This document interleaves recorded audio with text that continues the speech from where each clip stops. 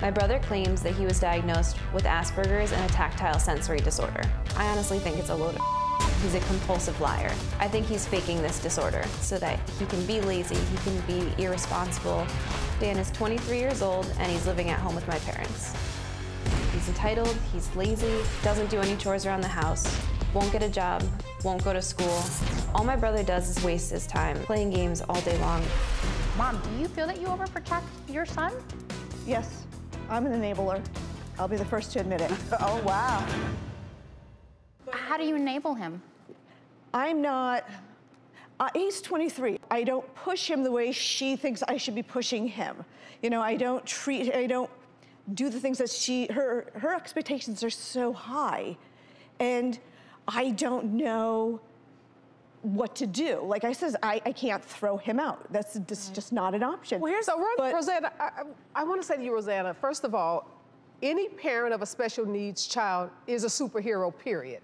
So you don't have to, feel bad about how you're enabling your son, because it's difficult raising a child that has a disability and finding how you tap into their brilliance and get them motivated. But I can tell you, as someone that's walked in your shoes, that your son has a lot of potential.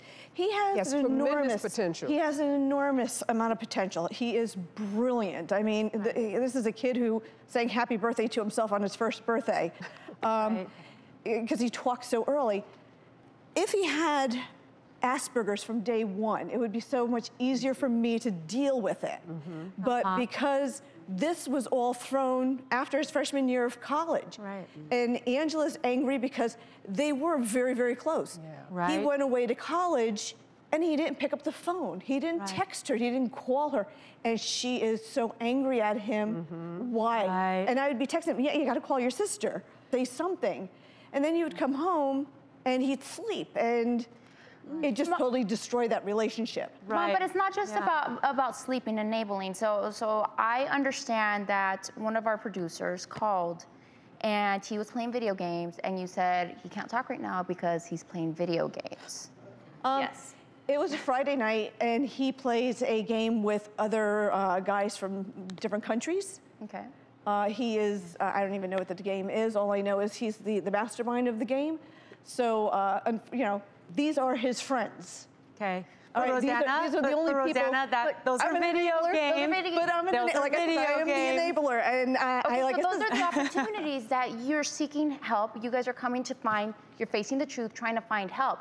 But when those opportunities present themselves, especially for our kids, we have to stop enabling and start loving. And it's healthy to say no and say, you know what, this needs to be done.